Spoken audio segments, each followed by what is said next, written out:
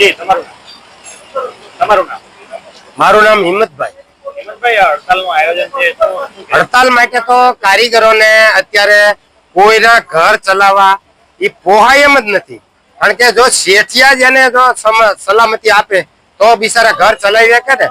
એટલે આ માટે સરકારને મોદી સાહેબને જ આમાં ધ્યાન આપવું પડે કે હીરા માટે ગમે ત્યાં મિની બજારમાં કે ગમે ના બધે ભાવ વધારા કે ગમે ના હીરાનું આખી પ્રોડક્શન કે ગમે એ થતું હોય એ બધું કરીને અને શેઠિયા કમાય તો જ પાછા મજૂર લોકોને આપી શકે. બાકી ઘરમાં કોઈ પણ અત્યારે 5,000 રૂપિયા કારીગરો માટે કોઈને વધતા નથી.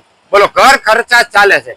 અને આખું સુરત 9 રાજ્ય માટે 10-9 કેટલા રાજ્ય કયો આખું સુરત આની માથે ટકી રહ્યું છે. તો આ સરકાર કેમ ધ્યાન નથી આપતી? બાકી આ આંદોલન જે આ હડતાલ પાડવાની છે એ તો પાડવાની જ છે. અમે એક કારીગર તરીકે જ કહીએ છીએ કે રોજી રોટી મળે એવું માટે સરકારને ધ્યાન આપવું જ પડે. તો આમાં મોદી સાહેબ કેમ ધ્યાન નથી આપતા? અને કેટલી તકલીફ પડે છે મજૂર લોકોને એ તમે જાણતા નથી.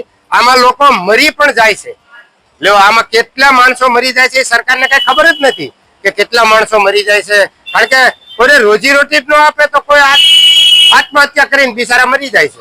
એટલે આ માટે સરકારને ધ્યાન આપવું જ પડે. અને જો આ હીરા માટે તો હીરાનો ધંધો આખી દુનિયાનો પહેલો નંબરનો ધંધો છે. આ માટે સરકારે જ એને ધ્યાન આપે ને હીરા ઉદ્યોગને. શેઠિયા કમાય એટલે કારીગરને આપવાના જ છે.